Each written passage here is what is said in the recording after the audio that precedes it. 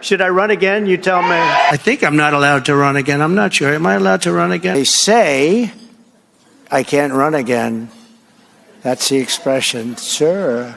Then somebody said, I don't think you can. Oh. If he figures out a way to run for president again, that would be a good thing. He also falsely claimed that Zelensky bamboozled the United States into helping him pay for the war, and that he didn't even deserve a seat at the negotiating table to end a war in his own country. Everything she just said is exactly what happened. Why is she acting like it's some made-up fairy tale?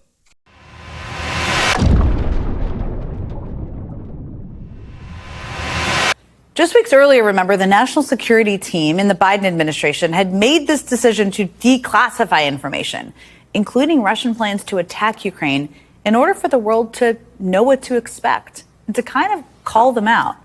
Point being, we knew it was Russia planning to illegally invade Ukraine. The world did, even before it started. I'm sure she was very concerned. It clearly left a mark on her. She remembers exactly what she was doing.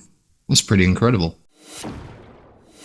But that night in February, it was clear something was happening on the ground, and we were waiting for updates from the military on what they were seeing, not knowing at the time how long Ukraine could hold Kyiv, how long Zelensky and his military could hold back the Russian forces. But they did hold Kyiv, and they have fought every single day since then. Now, 3 years later, that war has killed and wounded hundreds of thousands of soldiers and civilians and displaced far more. Cities have been destroyed. Ukrainian children have been kidnapped and trafficked by Russian authorities. And we've all watched it play out before our eyes. Yeah, and it should have ended a long time ago. They're trying to fight a war that they have no chance of winning. And they've somehow gotten the United States to spend $350 billion on a war that we have no business getting involved with. Especially not fronting all of the money for it. Should have ended a long time ago. This is all important to remember, and I wanted to start here because we're all trying to digest what we saw happen this week. I mean, the current president of the United States railed against a man he called a dictator without elections, who he claimed should have never started this war. But he wasn't talking about Russian dictator Vladimir Putin. He was referring to Ukrainian President Zelensky.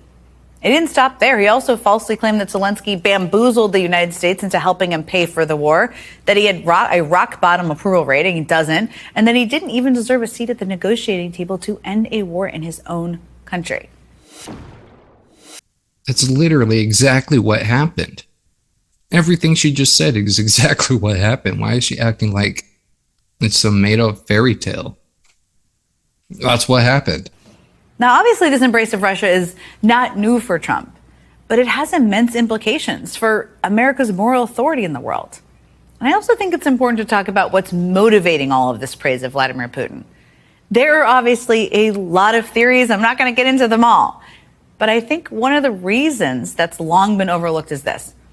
If Trump can trick Americans into thinking Putin's way of doing things is acceptable, then maybe he can trick them into thinking everything he is doing is acceptable too. I mean, if what Putin is doing in Russia is fine, and we definitely know Trump thinks it is, then what could be wrong with what Trump is doing in this country? Trump has never said he supported this war whatsoever. He said over and over again that it should have never happened. Like, what the hell is she talking about? It's crazy. They're just flat out lying.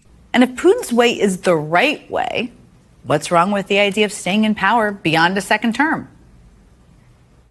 Should I run again? You tell me. I think I'm not allowed to run again. I'm not sure. Am I allowed to run again? They say I can't run again.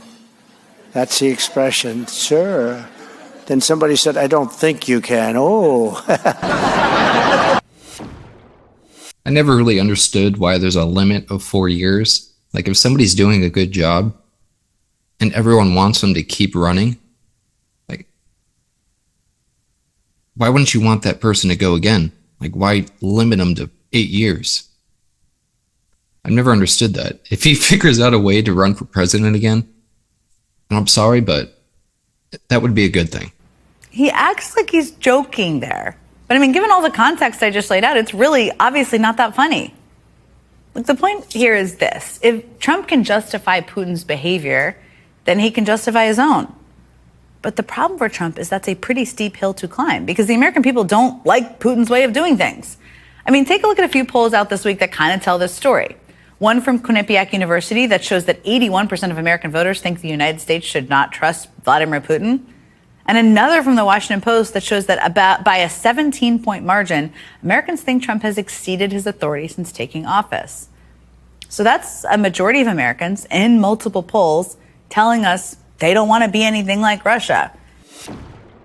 Keep in mind, are these the same polls that predicted Harris was going to win by a landslide? Those polls? So they're accurate now? Magically, they're on point, and they're not biased. There's no way that they're biased. Get out of here. So now let's hear what Trump has to say directly from him. It has nothing to do with supporting Putin, supporting the war. He just is tired of the overspending and the United States getting ripped off constantly. It has nothing to do with anything other than that. He's trying to make up for the ridiculous spending and end the war. If he supports the war, then why is he trying to end it? That doesn't make any sense. I'm trying to get the money back or secured because, Europe has given $100 billion. The United States has given $350 billion because we had a stupid, incompetent president and administration. 350. But here's worse. Europe gave it in the form of a loan. They get their money back. We gave it in the form of nothing. So I want them to give us something for all of the money that we put up. And I'm going to try and get the war settled. And I'm going to try and get all that death ended. So we're asking for rare earth and oil, anything we can get. But we feel so stupid. Here's Europe. And it affects Europe. It doesn't really affect us, except we don't like to see two things. Number one, how Biden got us into this thing in the first place. Terrible. But why is it that he didn't ask for equalization? Europe should put up more money than us. But even if you said the same thing, how come we went so far out front? And he didn't know that Europe gets his money back. They did it in the form of a loan. We don't get our money back.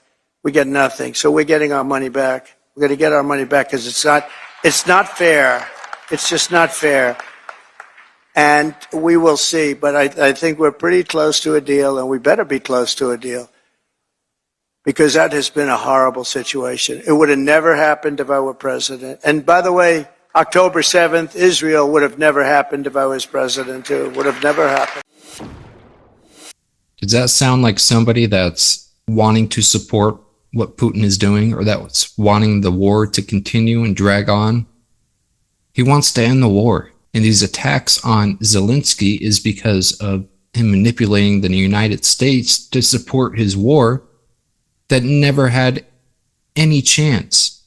It's unbelievable that these other networks just flat out lie and make up these ridiculous stories because they think it's something that the people want to hear. And maybe, yeah, their 1,000 viewers, maybe that is what they want to hear. But it's ridiculous that they just flat out lie and they stick with their agenda. And that's exactly why the majority of the country got rid of them.